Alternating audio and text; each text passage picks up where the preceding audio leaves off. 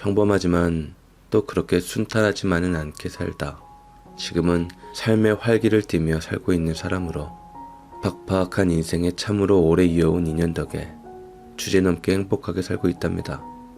저는 이 동네에서 동네로 시집을 와서 한평생을 살았는데 깨복쟁이 친구였던 남편이 군대 제대해서 고백을 해서 번갯불에 콩 볶아 먹듯이 결혼을 했는데 사이에 남매를 두었어도 이이가 내 친구인지 남편인지 아리까리합니다.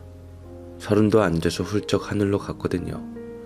동갑 부부였으니 저 역시 30도 안 된 나이에 5살인 아들을 상주로 세우고 고작 3살인 딸 종종 앞세워 상복 입고 남편 먹고 오던 날 눈앞이 깜깜하여 정신을 차릴 수가 없을 지경이었죠. 청산 과부가 된 저는 홀로 남매를 키울 생각에 키우며 고생 참 남부럽지 않게 했더랬죠. 지금 생각해도 서러운 남편은 농사 지으러 가다가 맥없이 음주운전에 받쳐 사고가 나서 숨을 놓았습니다. 심지어 아침에요. 간밤에 마신 술이 안 깼다는데 당시에는 음주운전이라는 것에 경각심도 없던 때라 재수없어서 사람을 쳤다고 하더이다. 술 마시고 오던 길에 친 것도 아니고 술이 안 깨서 그런 걸 어쩌냐고. 시골길이라고 우습게 보고 눈 감고 운전을 했는가. 하필 사람이 아닌 멍멍이 차에 받쳐서 가장 큰 피해자는 저인데도 억장이 무너지는 소리 들어가며 뒷감당은 제가 해야 했죠.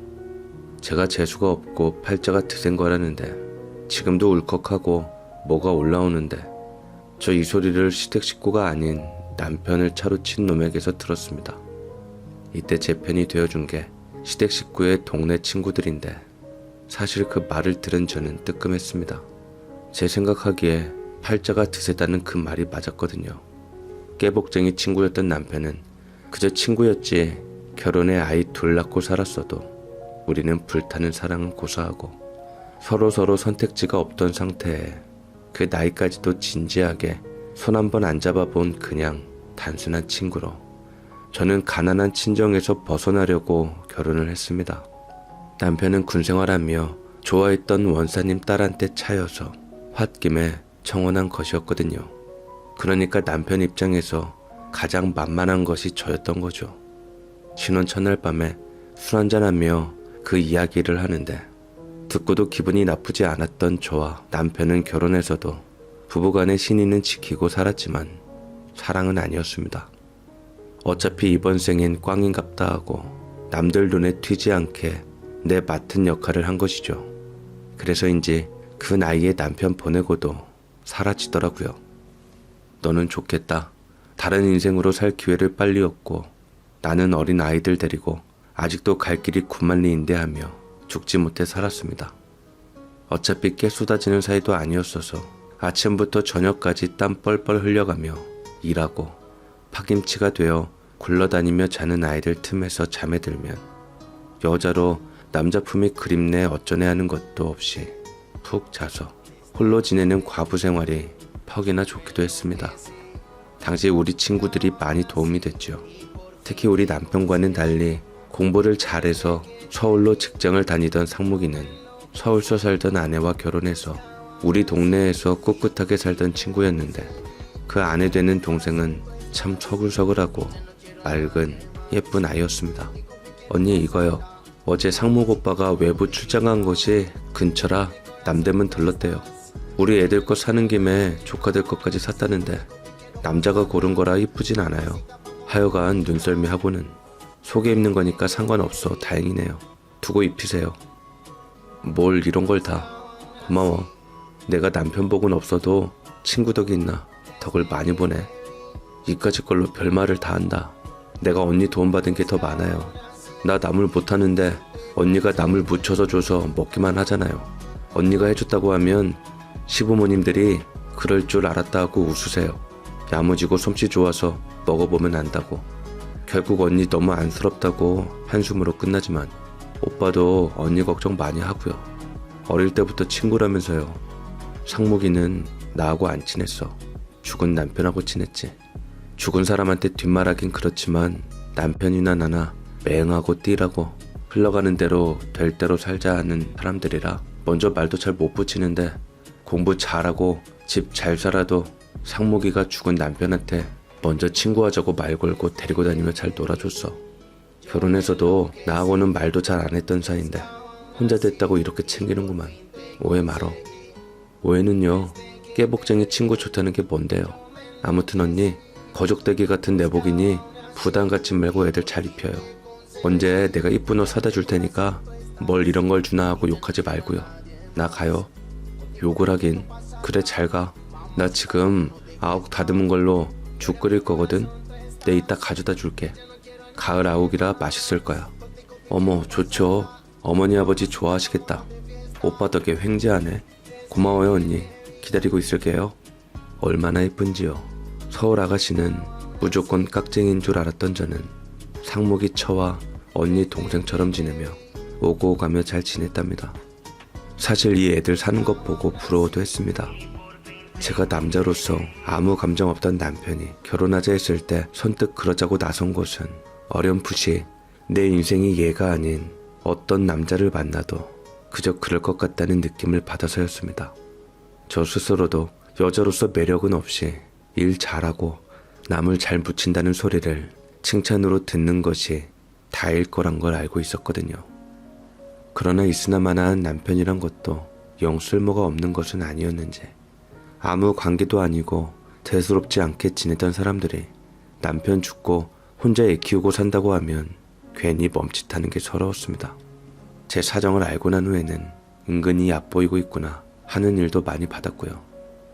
그래도 제가 만들어낸 남매는 어떻게든 키워내려고 머리를 비우고 하루하루 살아가고 있었는데 하늘은 참 매정하고 무정합니다.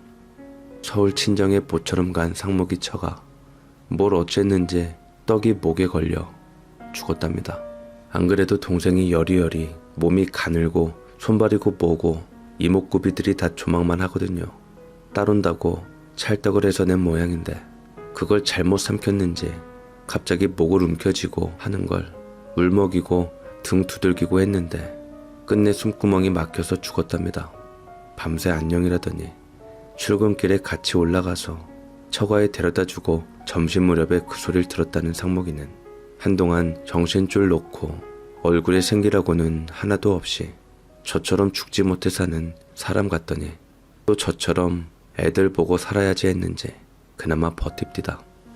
그렇게 저는 29에 상목이는 33에 과부댁에 호라비가 되어서 각각 아이 키우며 살았는데 1살 터울로 지그재그 나이 차이가 있는 우리 집 아이와 상목이네 아이들이 꽤 친하게 지냈습니다. 상목이도 그렇지만 동생도 살뜰하게 저와 아이들을 챙겨줘서 저도 우리 먹을 것 준비하며 그 집 아이들을 챙겼거든요. 어떻게 살았는지 기억도 안 납니다.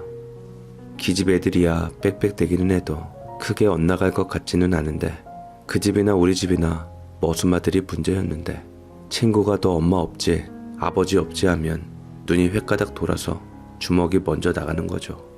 상처에 소금을 뿌려도 유분수지. 남중 때 한번 그래서 학교가 발칵 뒤집힐 정도로 크게 일을 친 우리 아들놈에 이어 2살 어린 상목이 아들놈까지 일을 쳤다는 소리에 제가 부탁을 해서 그놈들 나란히 데리고 주도 가르치는 김에 부모 둘 중 하나 먼저 간 것이 누구 잘못이며 누가 가장 큰 피해자인가에 대한 토론을 하며 애들을 잠재웠습니다. 당시 제가 큰 도움을 받았죠. 우리 아들이 성격이 불같거든요. 고등학교 올라가 주먹도 불같아진 터라 걱정이 이만저만이 아니었는데 상목 아저씨와 이야기하며 깨달은 바가 많다고 하더니 그래도 얌전히 학교를 마쳤죠. 논밭에서 뒹구는 무지렁이인 제가 상목이하고 부쩍 친해진 것이 이때였습니다. 동생하고 근 10여 년이 지날 때까지도 혼자였던 상목이는 남자인 나도 이렇게 힘든데 길자 너는 얼마나 힘들었겠냐고 속내를 털어놓았는데 이때 생전 처음으로 제 이름을 불렀던 것 같네요.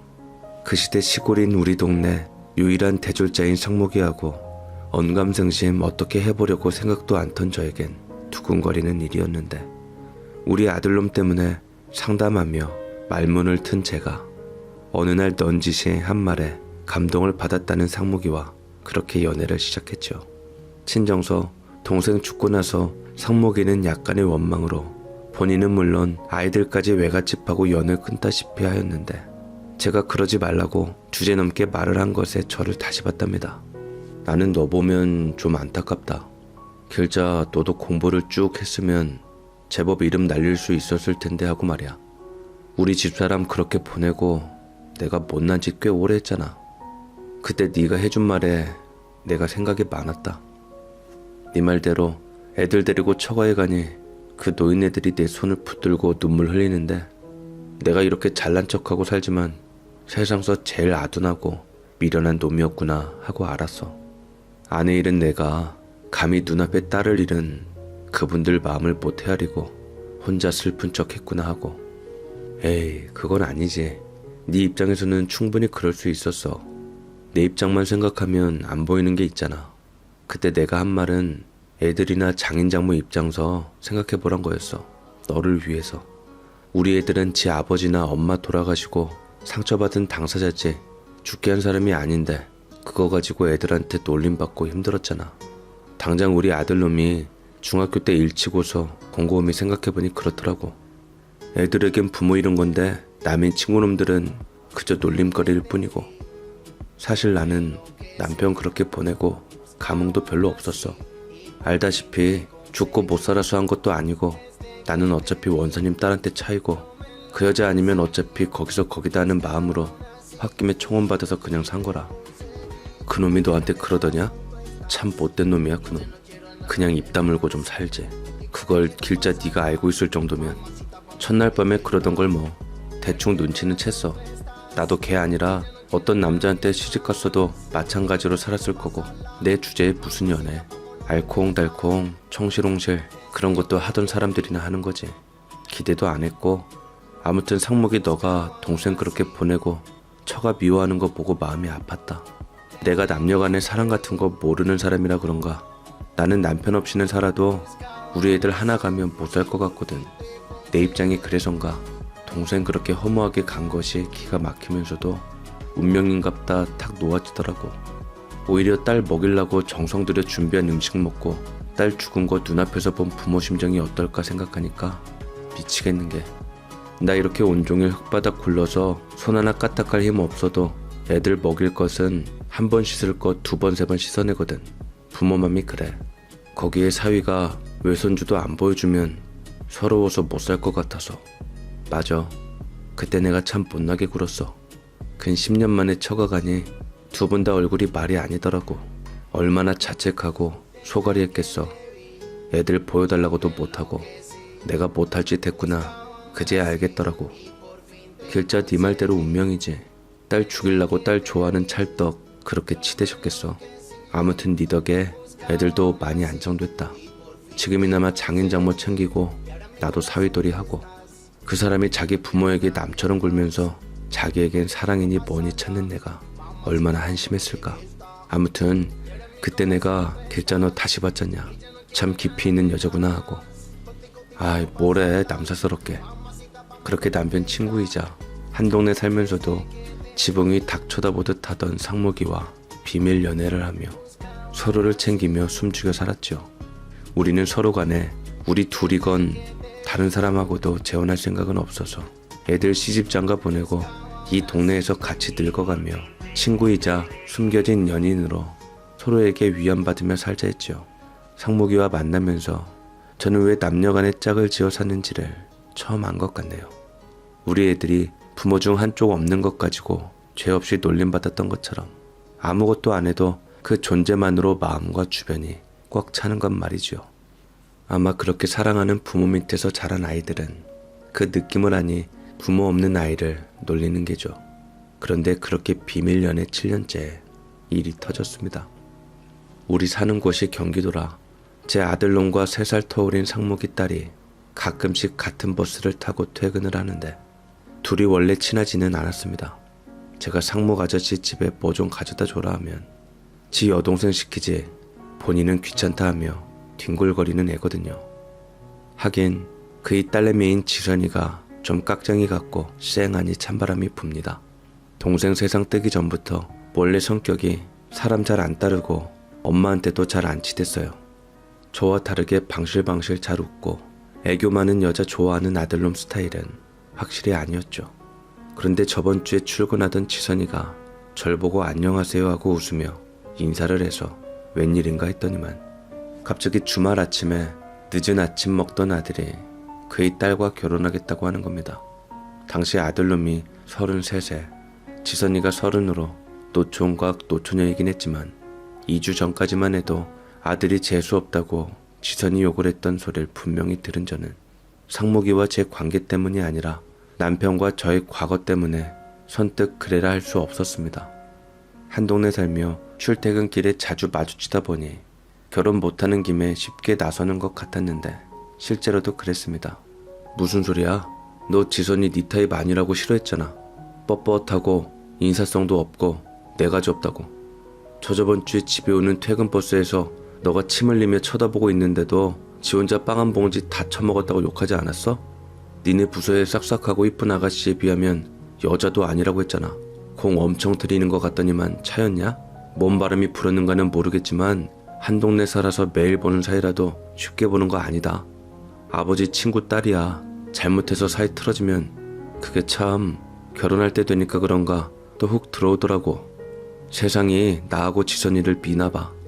우리 부서 이쁜이 그 참 내가 사수 맡아서 이끌고 밀고 정성을 다 했는데 나는 남자도 아닌가 봐.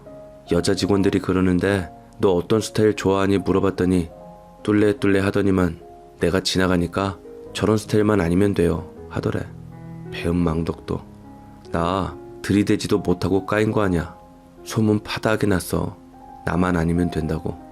나 보는 앞에서 남자 직원들이 대놓고 들이대는데 와, 나 시골 산다고 나 우습게 본 거지. 출퇴근만 왕복 5시간 걸리는 놈이 서울 여자하고 연예인들 하겠냐. 맞네. 닥 줬던 게 지붕 쳐다보다 까이고 알고 지내던 여자한테 홧김에 들이댄